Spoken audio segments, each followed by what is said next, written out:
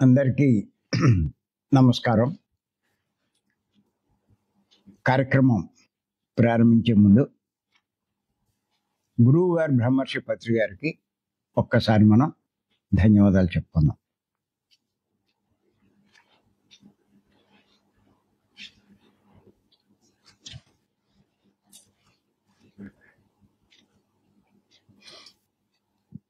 గత కొన్ని రోజులుగా ఆది శంకరాచార్య వారు బోధించినటువంటి సందేశాలు మనం తెలుసుకుంటున్నాం.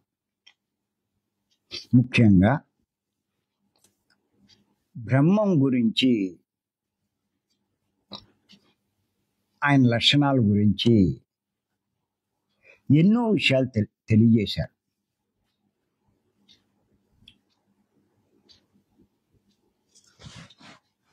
ఎందుకు తెలియజేశారు అంటే,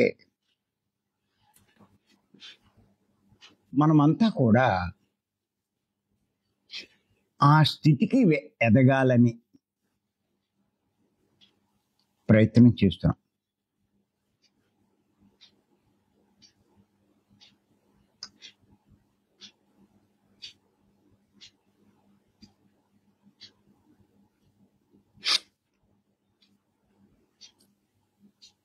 అంచేత ఇవన్నీ మనం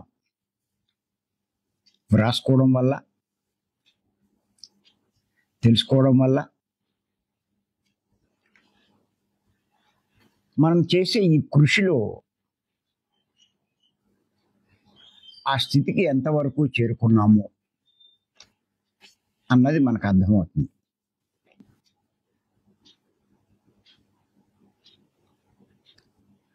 ఒకవేళ ఇంకా ఏదైనా మనం సాధించవలసింది ఉంటే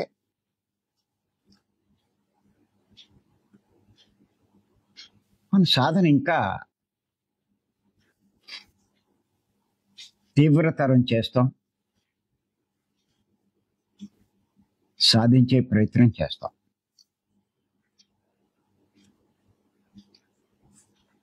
ఇవి మనకి ఎంతో ఉపకరిస్తాయి ఈ విషయాలు.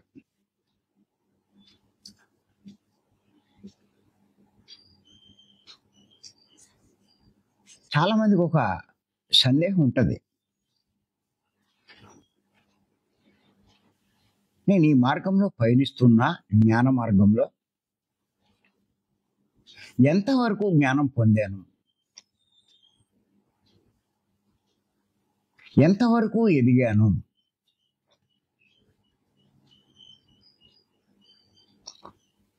అన్న సందేహం వస్తూ ఉంటుంది. దానికి ఇప్పుడు శంకరాచార్య వారు చెప్పినవి మనకి బాగా ఉపకరిస్తాయి. ఆయన ఆ స్థాయికి ఎదిగారు కాబట్టే ఇవన్నీ మనకి చెప్పగలిగాడు.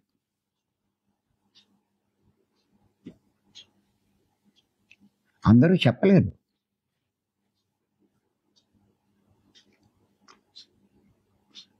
అందుకే పత్రి గారు ఎన్నో సందర్భాల్లో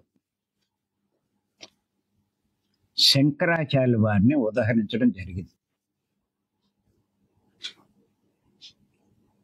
ఆయన అందరినీ ఉదహరించారు అస్తమానం. ఆయన ఎక్కువగా ఉదహరించే వారిలో శంకరాచార్య వారు కూడా ఒకరు.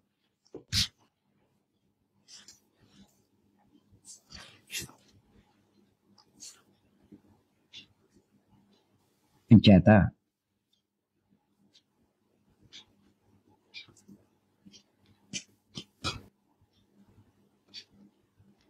ఈరోజు ఇంకొక విషయం తెలుసుకుందాం, రాసుకొని చెప్తాను. ఆత్మజ్ఞాని అయిన ముని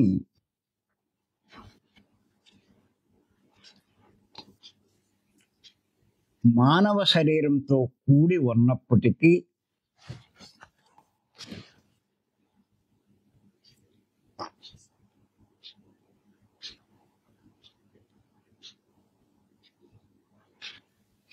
ఆకాశంలాగా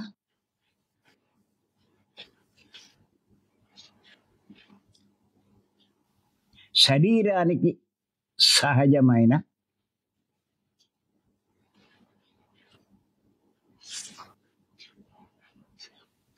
గుణాలు ఏవి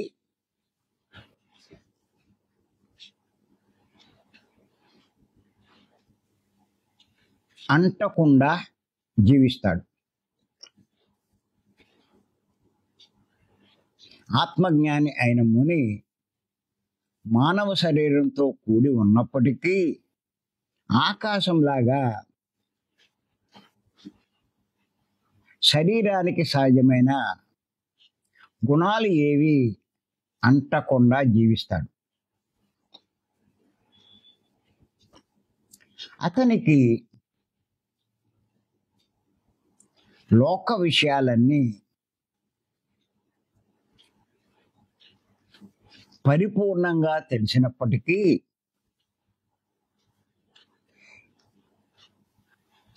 ఏమీ తెలియని వానిలా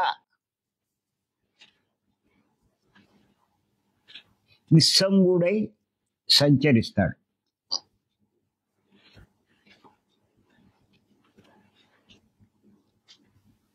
అతనికి లోక విషయాలన్నీ పరిపూర్ణంగా తెలిసినప్పటికీ ఏమీ తెలియని వానిలాగానే నిస్సంగుడై సంచరిస్తాడు.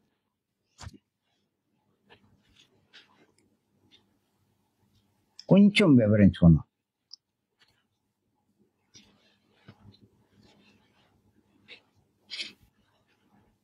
ఎవరు అవనివ్వండి, సాధకుడు అవనివ్వండి, ముని అవనివ్వండి, యోగాన్ని అభ్యసించే వాళ్ళు అవనివ్వండి, ఎవరైనా సరే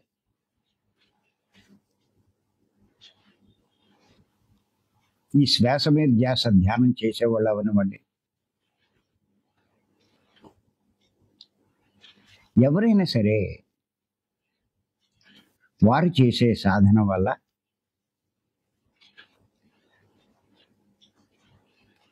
నెమ్మదిగా ఆత్మజ్ఞానాన్ని సంపాదించుకుంటాడు.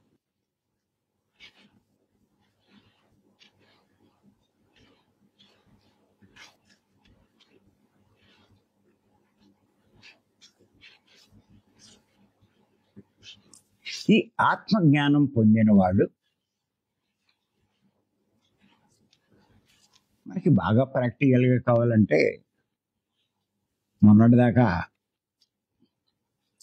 ఉన్నటువంటి పత్రికని మనం ఉదాహరణగా తీసుకోవచ్చు.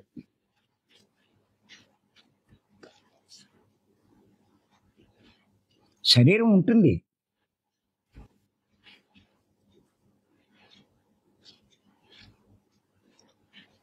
శరీరం ఉన్నా సరే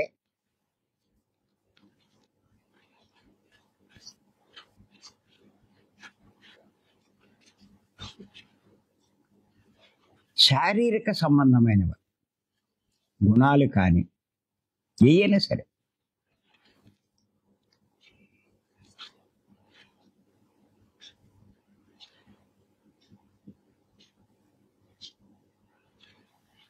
ఏవి ఈ గుణాలు ఏవి అంటకుండా జీవిస్తాడు.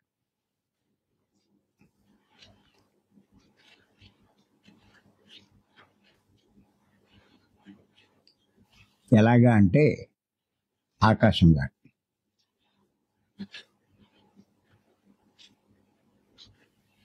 ఆకాశానికి మీరు ఏదైనా అంటించండి చూద్దాం. ఏ రంగులు కానీ ఏదైనా సరే ఆకాశానికి ఏమంటావు?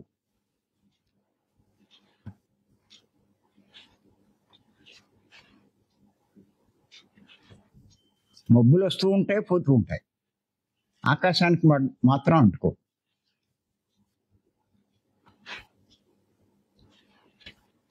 ఆకాశానికి అంటితే ఆ మబ్బు అక్కడే ఉండిపోతుంది. అంటది కాబట్టే కాస్త గాలేస్తే అది వెళ్ళిపోతూ ఉంటుంది, తొలగిపోతుంది.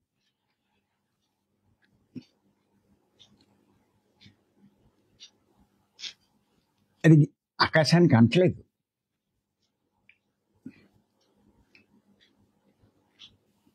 అలాగే ఆత్మజ్ఞాని, ఆత్మజ్ఞానం పొందిన వారు అందరిలాగే శరీరం ఉంటుంది.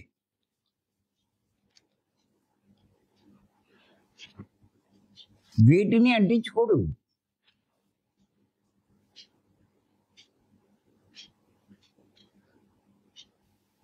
ఒక రకంగా చెప్పాలంటే సాక్షిభూతంగా ఉండిపోతాడు.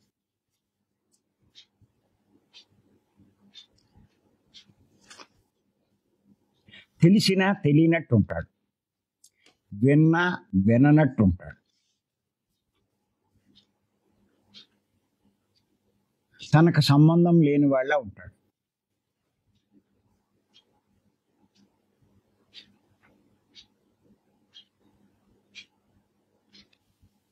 అన్నిట్లో దూరుడు, అన్నిట్లో వేలెట్టడు.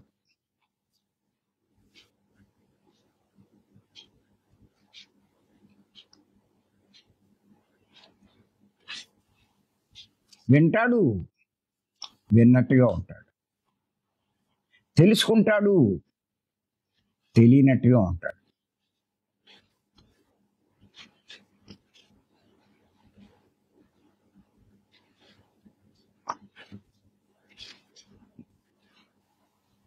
మీరు చూడండి,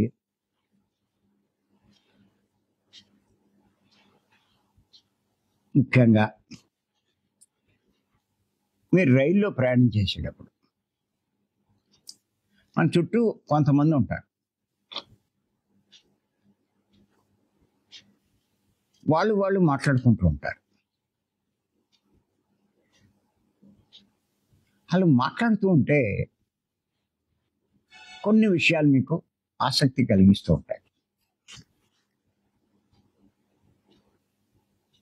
వాళ్ళు మాట్లాడే దాంట్లో కొన్ని తేడాలు కూడా ఉంటూ ఉండొచ్చు.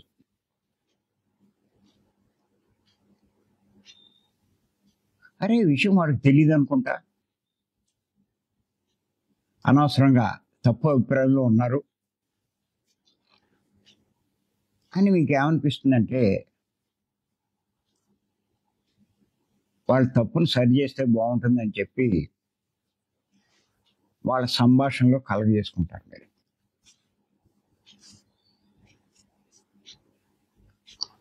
వాళ్ళ సంభాషణలో కలగజేసుకుంటారు.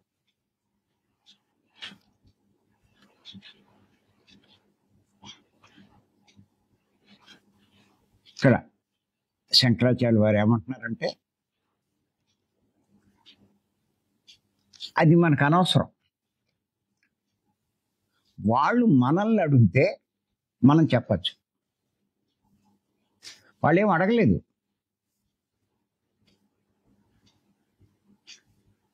వాళ్ళ దాంట్లో మనం ఎందుకు దూరాలి? వాళ్ళ సంభాషణ మనం ఎందుకు కలగజేసుకోవాలి?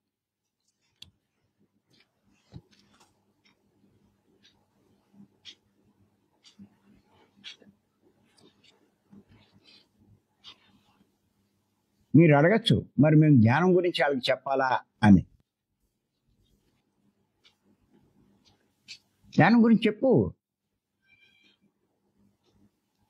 నీకు తెలుసున్నటువంటి ఈ ధ్యానాన్ని వాళ్ళకి తెలియదు కాబట్టి చెప్పు. కానీ వాళ్ళ సంభాషణలో నువ్వు తలదోర్చుకోండి. ఇది తెలుసుకోవాలి. మీరు ఏదో ఫంక్షన్కి వెళ్తావు, ఇప్పుడు ఇందులోకి వచ్చాక ఒకసారి కనిపించాలని చెప్పి వెళ్తాం. ఇప్పుడు ఫంక్షన్కి వెళ్ళాలని కూడా మనం వెళ్ళాం.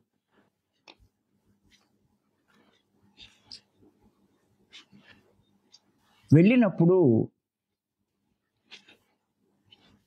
మన పక్క వాళ్ళు కానీ వెనక వాళ్ళు ఎదరవాళ్ళు ఏయో మాట్లాడుకుంటారు. మాట్లాడకుండా ఎవ్వరూ ఉండరు. ఊరికే వింటూ ఉండమే, తెలుసుకుంటూ ఉండమే.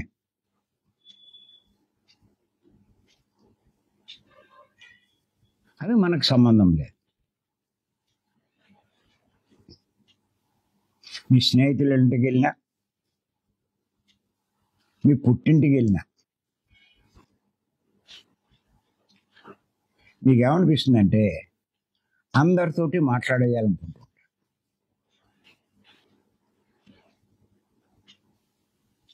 ఎన్నాళ్ళైందో కనపడి ఇలా.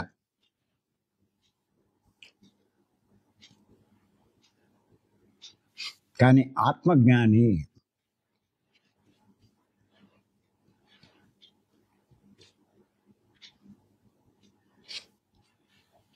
అన్నిట్లోనూ తల దూర్చడు. ఏదో వాళ్ళు అడిగితే అంత మటుకు ముక్తసరిగా సమాధానం చెప్తాడు.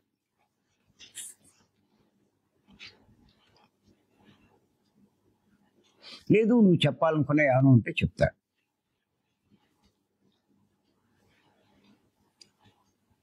మీరు ఒక్కసారి చూడండి, అలా దగ్గర బంధువులు కానీ స్నేహితులు కానీ, అంటే మీరు ధ్యానంలో రాకముందు పరిచయమైన వాళ్ళు మీకు పరిచయమైనప్పుడు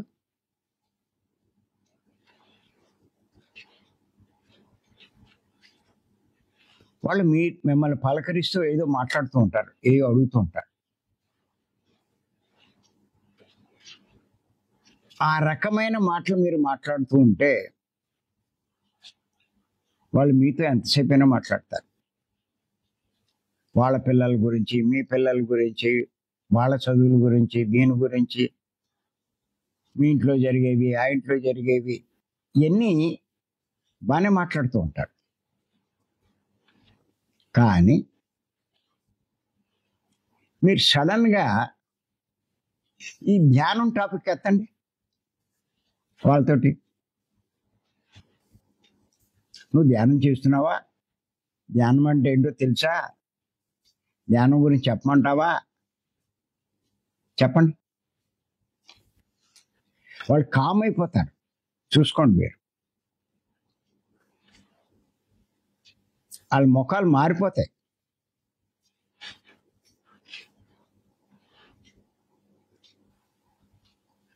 ఎంత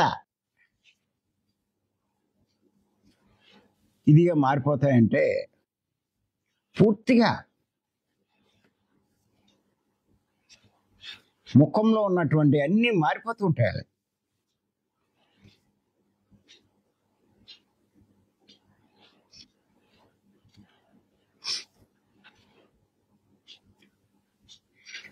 వాళ్ళకి అనుగుణమైన సంభాషణ చేస్తేనే వాళ్ళు మాట్లాడతారు, లేకపోతే మాట్లాడు వీసిపోతారు.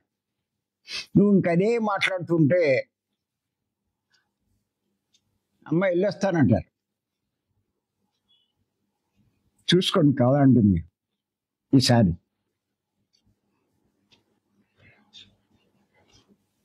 వాళ్ళు మీకు బోర్ కొడుతూ ఉంటే, లేకపోతే మీకు బోర్ అనిపిస్తే మీ టాపిక్లు ఎత్తండి. వాళ్ళకి ఈ మార్నింగ్ చెప్పినటువంటి క్లాస్ చెప్పండి ఈసారి. ఎంతసేపు ఉంటారో చూడండి మీరు. వాళ్ళు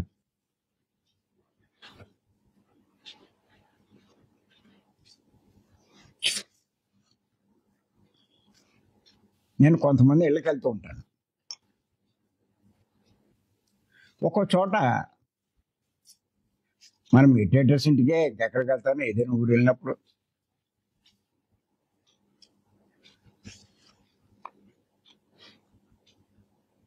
ఆడవాళ్ళు మన మెడిటేటర్స్ అయినప్పుడు వాళ్ళ ఇంటికి వెళ్తే వాళ్ళ భర్త ఉంటాడు. వాళ్ళు పరిచయం చేస్తారు, మా ఆయనండి అంటూ.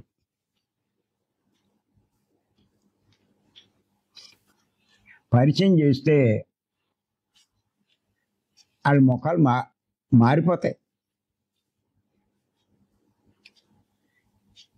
ఏదో ఇంకా కాదనలేక వస్తారు, కూర్చుంటారు, చేస్తారు. అసలు ఆవిడ చేసే ధ్యానమే ఆడికి ఇష్టం ఉండదు.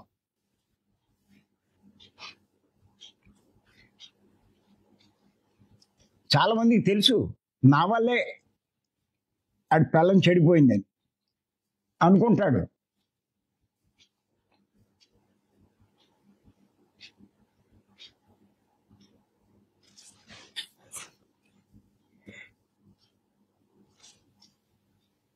అయిష్టంగానే పిల్లం ఆ పని చేస్తున్నందుకు ఇష్టం ఉండదు, కానీ పిల్లం అంటే ఇష్టమే ఆడికి.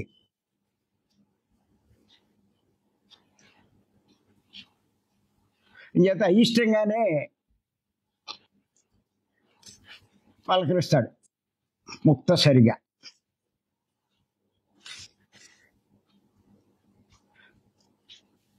వాడు కనుక నాకు తెలుసు వాళ్ళ ఫేసులు, వాళ్ళ ఫీలింగులు అవన్నీ. ఇంకా అలాంటి వాడితో ఏం చేస్తానంటే, ఆడు వ్యాపారం చేస్తూ ఉంటే అప్పుడు వ్యాపారం గురించి ఆ టాపిక్ ఎత్తుకుంటా. ఉద్యోగం చేస్తూ ఉంటే ఆ టాపిక్ ఎత్తుకుంటా. అప్పుడు వాళ్ళల్లో హుషారు వస్తుంది. కాసేపు కూర్చుని నాతో మాట్లాడతాడు. ఆడితో నేను ధ్యానం గురించి మాట్లాడితే ఇంకంతే. చూసుకోండి, మీరు కూడా చూడండి. అది అలాగే కొంతమంది భర్తలు చేస్తారు, భార్యలు చేయరు. వాళ్ళకి నా మీద ఎంత కోపం ఉంటుందో. రోజు పొద్దున్నే చెడగొడుతున్నాడు ఈయన, పైకి అనరు. చూసుకొని కావాలంటే. నాకు కొంచెం డౌట్ మా లలిత ఆయన మీద.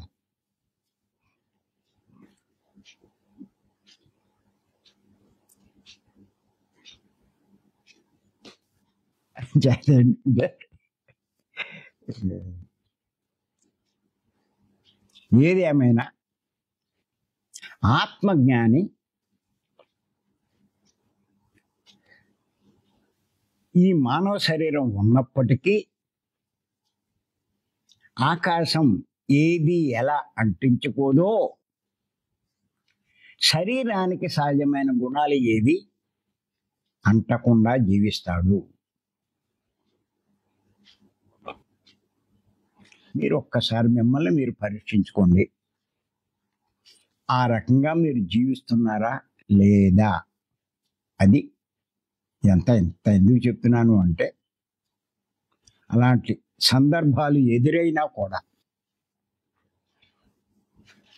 అలా జీవించగలగాలి. మీరు ఎంతో ఎదిగినట్లు లెక్క. ఎవడు ఏమనుకున్నా మీకు అనవసరం.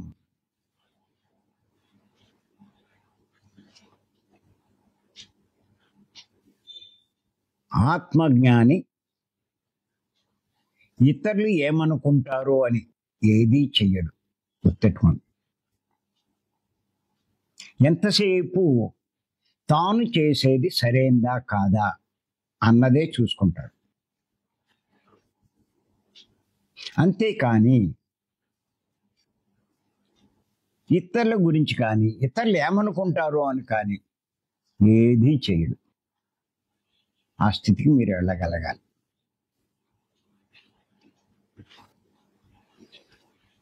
అప్పుడు మీరు జ్ఞానవంతులు అవుతున్నట్లు లెక్క. ఇలాంటి ఇవన్నీ మీరు వేరే నోట్ చేసుకోవాలి. ఆత్మజ్ఞాన ప్రవర్తన ఖచ్చితంగా వస్తుందండి మార్పు. ఇప్పుడు ఆయన ఏమంటున్నారు?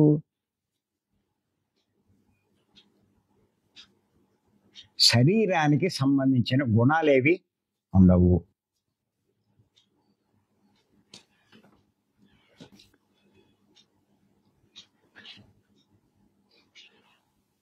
అంటే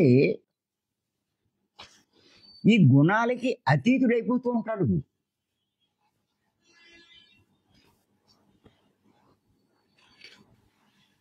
తమో గుణం, రజోగుణం, సాత్విక గుణం. ఈ సాధన చేసే కొద్దీ, మనసు శుద్ధి అయ్యే కొద్దీ ఈ గుణాలకి అతీతుడైపోతాడు. అవ్వాలి. అయితే భీమవరం సంవత్సరాలు వచ్చే ఉపయోగం ఏంటి? మార్నింగు 2:30 గంటలు కూర్చుని ఉపయోగం ఏంటి? ఇంకా ఆ చుట్టుపక్కల ఈ చుట్టుపక్కల ఇవన్నీ లోపల పెట్టుకుని వాటిని ప్రస్తావిస్తూ ఉంటే ఏంటి ఉపయోగం?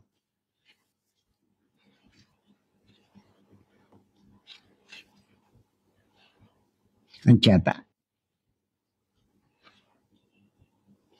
ఆత్మజ్ఞాని ఆయనకి లోక విషయాలన్నీ పరిపూర్ణంగా తెలిసినప్పటికీ ఏమీ తెలియని వానిలాగే నిస్సంగుడై, అంటించుకోని వాడై సంచరిస్తూ ఉంటాడు. తెలుసు, తెలియనట్టుంటాడు. వింటాడు, విన్నట్టుంటాడు.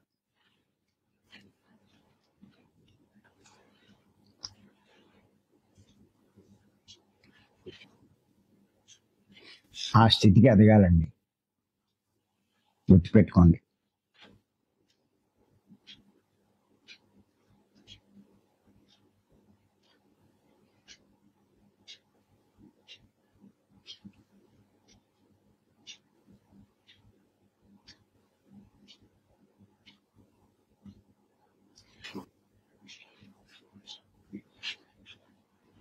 ఎన్నో పనులు చేస్తూ ఉంటాం మనం. బాగోదు, వాళ్ళు ఏమనుకుంటారో, వీళ్ళు ఏమనుకుంటారో. అదే చాలా తప్పు. నువ్వు ఎంత చెయ్యగలవో అంత మటుకే చెయ్యి.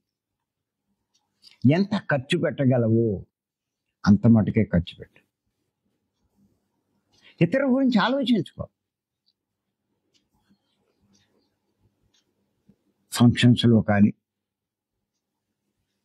మనం ధ్యానంలోకి వచ్చినా సంసారాన్ని ఏమి వదిలిపెట్టల, పిల్లల్నేమి వదిలిపెట్టల, బాధ్యతలేమి వదిలిపెట్టల, అన్నీ చూసుకుంటూనే ఉంటాం. కానీ మీ పరిస్థితిని బట్టి మీరు అనుకున్నట్టు మీరు చేసుకుంటూ పోండి. ఎవడేమనుకున్నా మీకు అనవసరం.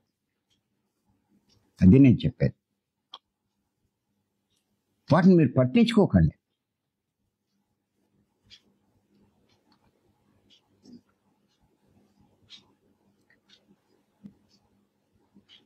వాళ్ళ విమర్శలు, వాళ్ళ పొగడ్తలు, వాళ్ళ గొప్పలు, వాళ్ళ ప్రశంసలు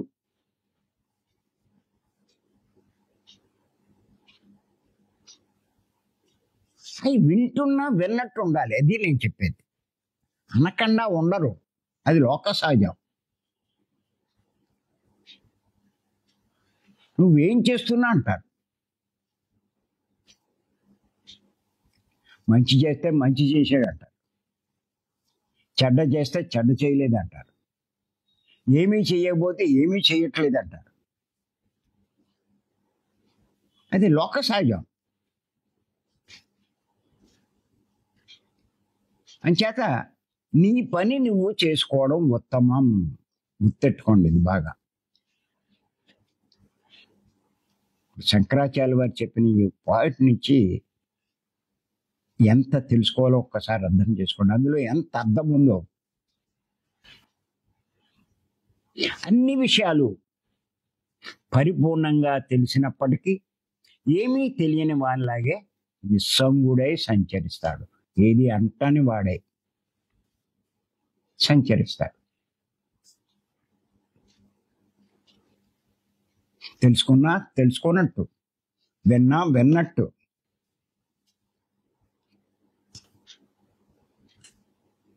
ఉండగలగాలి.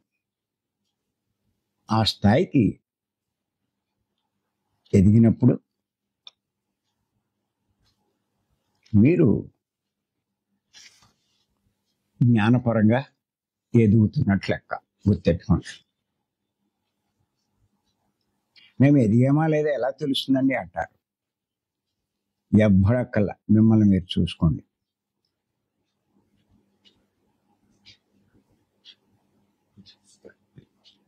మెల్లిగా మీరు ఈ రకంగా జీవిస్తూ ఉంటే సాక్షిభూత స్థితికి వెళ్ళిపోతారు.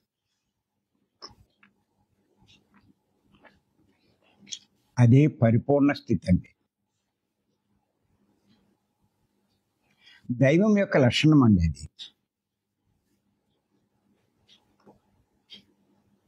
దైవం సాక్షిభూతుడు.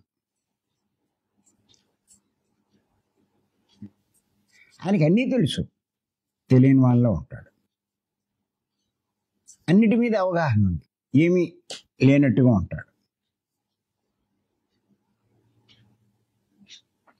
మనము ఆ స్థితికి ఎదగాలి.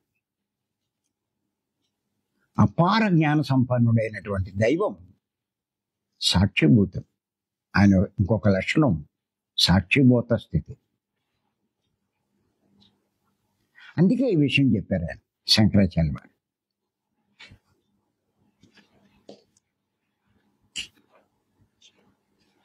చేత శంకరాచార్య వారి చెప్పినటువంటి విషయాలు మనం రాసుకోవడమే కాదు, ఖాళీగా ఉన్నప్పుడు ఒక్కసారి మననం చేసుకుంటూ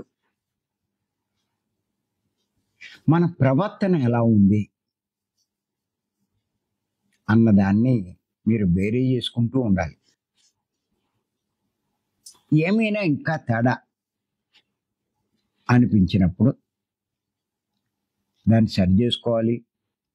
ఇంకా నా సాధన సరిపోలేదు అని తెలుసుకుని సాధన ఇంకా పెంచుకోవాలి. ఇక్కడ ఒక్కటే గుర్తుపెట్టుకోండి, సాధన చేస్తూ ఉంటాం, అందులో డౌట్ ఏం లేదు. కానీ ఎంత సాధన చేసినా ఈ మాయా ప్రభావం వల్ల మళ్ళా మామూలు స్థితికి వచ్చేస్తూ ఉంటాం. గుర్తుపెట్టుకోండి. చేత నిరంతర సాధన తప్పదు. మరి లేకపోతే 400-500 జన్మలు అవసరం ఏమని చెప్పండి.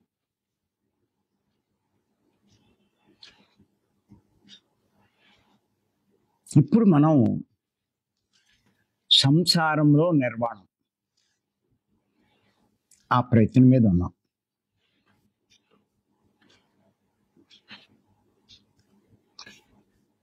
అందుచేత ఉన్నంతలో మ్యాక్సిమం ఎంత వీలవుతే అంత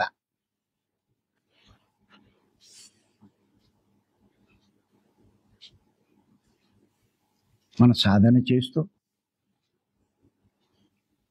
సంసారంలో జీవిస్తూ సాటి వారితో ఆ రకంగా మెలగగలిగితే ఖచ్చితంగా మరు జన్మ అన్నది అనుకూలమైన జన్మ వస్తుంది.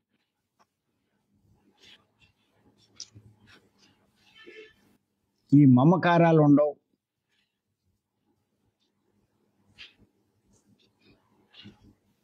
ఎంత సంసారంలో ఉన్నా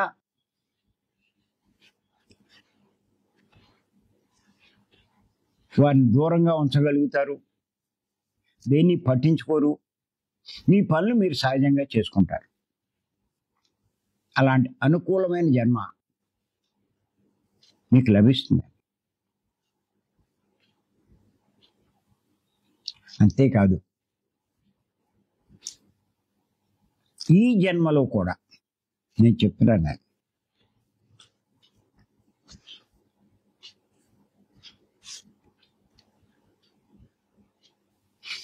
మీ పట్టుదలను బట్టి మెల్లిమెల్లిగా ప్రకృతి సహకారం మీకు లభిస్తుంది, అనుకూలిస్తాయండి. మీ వ్యతిరేక పరిస్థితులు అనుకూలమైన పరిస్థితులుగా మారుతూ ఉంటాయి ఈ జన్మలోనే. మరు జన్మ అన్నది పూర్తి అనుకూలమైన జన్మ లభిస్తుందండి.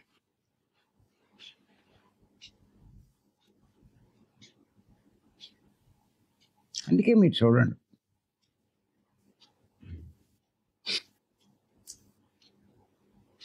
వివేకానంద మనం తీసుకుంటే ఆయన వివాహం చేసుకోలేదు. శంకరాచార్య వారు తీసుకుంటే వివాహం చేసుకోలేదు. రమణ మహర్షి వారిని తీసుకుంటే ఆయన అంతే.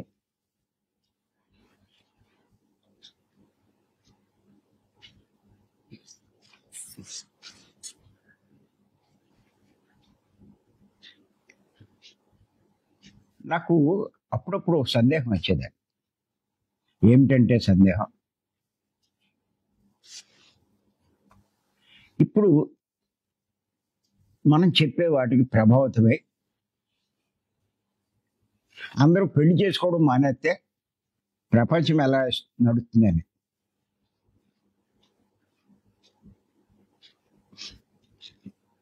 ఏమన్నా మన వినీల్ లాంటి వాళ్ళు పెరిగిపోతే నా పెళ్ళొద్దు అంటే ప్రపంచం ఎలా అనే డౌట్ వచ్చేది.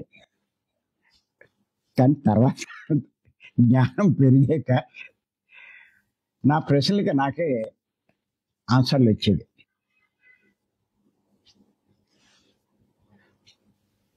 ఆ స్థాయికి ఎదిగేవారు చాలా తక్కువ ఉంటారంట,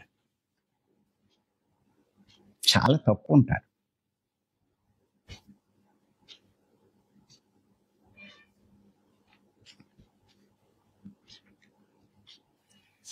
భగవద్గీతలో ఎన్నో వేల మందిలో కొంతమంది, వాళ్ళల్లో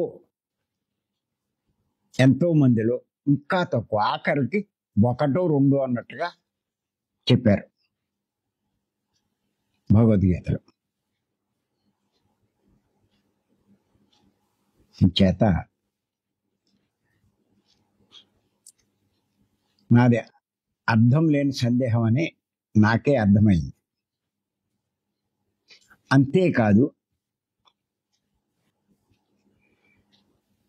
అందరూ శాకాహారులు అయిపోయి అందరూ జ్ఞానులు అయిపోతే ఇంకేముంది, ప్రపంచం స్వర్గం అనుకుంటాం. కానీ అది అసంభవము, అసాధ్యం సృష్టిలో. ఎందుచేతంటే ఆ పూర్ణాత్మలు, ఆ మూలాత్మ కొత్తగా ఆత్మలను అలా సృష్టిస్తూనే ఉంటాయంట. మళ్ళా ప్రారంభ జన్మల నుంచి వాళ్ళు మొదలెడుతూ ఉంటారు. అలాంటి వాళ్ళు ఎంతోమంది ఉంటారు. అంచేత అన్ని రకాల వాళ్ళు సహజం. పత్రి గారు ఓ సందర్భంగా ఏమన్నారంటే, మనం చేసే అంటే ఆయన లాంటి వాళ్ళు, బుద్ధుడు లాంటి వాళ్ళు, ఓ రమణ మహర్షి లాంటి వాళ్ళు, సత్యసాయిబాబా ఇలాంటి వాళ్ళంతా చేసే కృషి వల్ల పెర్సెంటేజ్ మారుతుంది, కానీ పూర్తి మార్పు ఎప్పుడూ రాదన్నారు. అది ఇప్పుడైనా శాఖాహారులు మీరు ఎన్ని ర్యాలీలు చేయండి, ఏం చేయండి, పూర్తి శాఖాహారులు అవ్వరుగాక అవ్వరు. ప్రారంభ జన్మల్లో ఉన్న వాళ్ళు ఎక్కడైపోతారండి? 300, 350 జన్మలు వచ్చిన వాళ్ళమని మనం చెప్పుకుంటున్నాం కదా. చాలా తక్కువ ఉంటారు అలాంటి వాళ్ళు. చేత ఇది నిరంతరం కొనసాగుతూ ఉంటుంది. పత్రిక లాంటి వాళ్ళు నిష్క్రమిస్తూ ఉంటారు, మళ్ళా కొత్త వాళ్ళు కొంతమంది బయలుదేరుతారు, ఇదే ప్రయత్నం చేస్తూ ఉంటారు. ఇది యుగ యుగాలుగా జరుగుతూనే ఉంది, జరుగుతూనే ఉంటుంది. అది చేత గుర్తెట్టుకోండి, ఆత్మజ్ఞాని మానవ శరీరంతో ఉన్న ఆకాశానికి ఏవి ఎలా అంటవో ఈ గుణాలు ఏవి అంటకుండా జీవిస్తాడు. అలాగే లోకంలో జరిగే విషయాలు తెలిసి ఉన్నా తెలియనట్టుగా నిస్సంగుడై సంచరిస్తాడు అని చెప్పి శంకరాచార్య వారు చెప్పడం జరిగింది. మరి అవకాశం వచ్చి మీ అందరికీ ధన్యవాదాలు. Thank you.